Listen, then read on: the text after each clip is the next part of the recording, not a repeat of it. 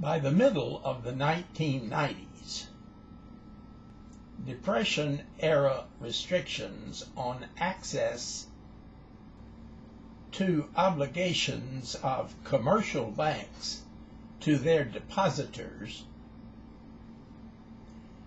became increasingly burdensome, as limiting access to these new types of derivatives, such as CDOs and synthetic CDOs. This led to step number 3, total deregulation, most notably repeal of the Banking Act of 1933, also known as Glass-Steagall. I have cited this before. Although a very few prescient politicians, for example, Senator Byron Dorgan, Democrat of North Dakota, clearly foresaw the enormous risk of looming catastrophe, they were swallowed up by the cascading tsunami of bipartisan enthusiasm for deregulation in the brave new world of global competition, led, of course, by the American banks. There was growing concern in Washington. We are moving towards greater risk. We must do something to address the regulation of hedge funds and especially derivatives in this country. $33 trillion, a substantial amount of it held by the 25 largest banks in this country, a substantial amount being traded in proprietary accounts of those banks. That kind of risk overhanging the financial institutions of this country, one day, with a thud, will wake everyone up.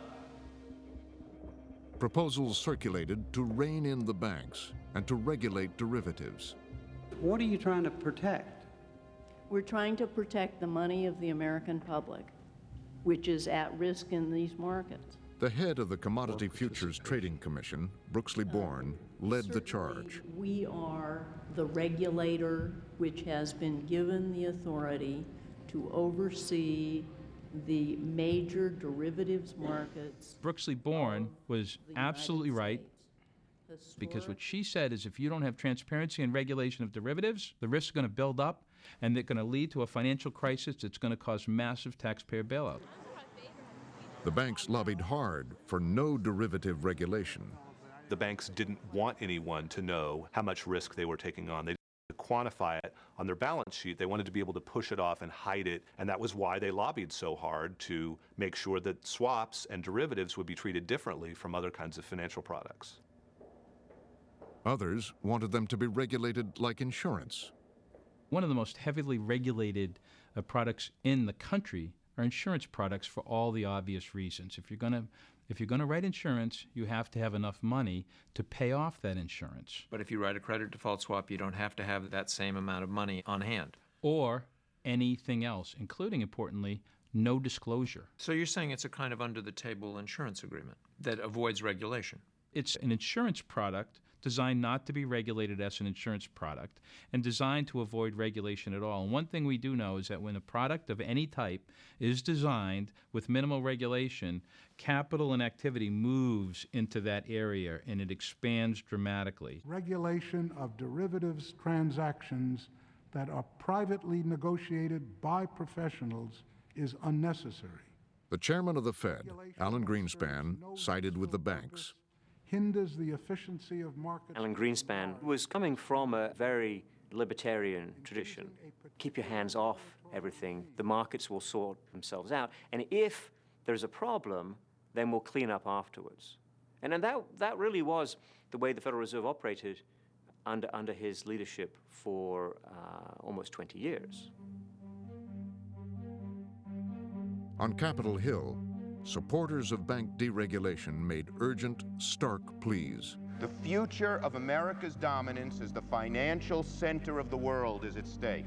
Before them was legislation to lift restrictions on how banks could do business. If we didn't pass this bill, we could find London or Frankfurt or Shanghai becoming the financial capital of the world. This bill is going to make America more competitive on the world market, and that's important. And legislation to prevent oversight of credit derivatives. High-paying jobs, not just on Wall Street in New York City, but it affects every business in America, and it benefits every consumer in America, and we do it by repealing Glass-Steagall. The campaign to roll back Glass-Steagall, a Depression-era set of reforms, was led by the country's biggest bank, Citicorp. They felt it was in their way and persuaded lawmakers, both Democratic and Republican, that Glass-Steagall should be repealed. It also symbolized when everything really started to go wrong. It's the most important example of our efforts here in Washington to maximize the possibilities of the new information age global economy.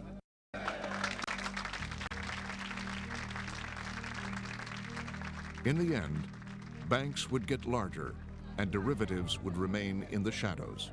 The derivatives market went into darkness, almost no transparency and no regulation. And what you see is this explosion in the growth of derivatives in the United States and throughout the world.